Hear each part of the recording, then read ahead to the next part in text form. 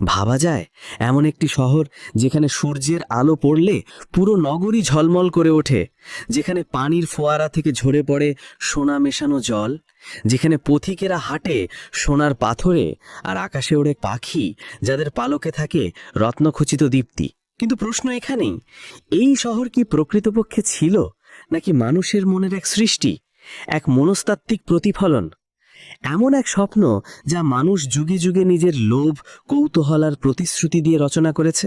প্রতিটি জনন্য এল ডোরাডোকে দেখেছে ভিন্ন চোখে। স্প্যানিশদের কাছে ছিল এটি সোনার খনি, গবেষকদের কাছে এটি এক প্রাচীন সভ্যতার চিহ্ন, আর আধুনিক মানুষের কাছে এল ডোরাডো হয়ে উঠেছে হারিয়ে যাওয়া সম্ভাবনার প্রতীক।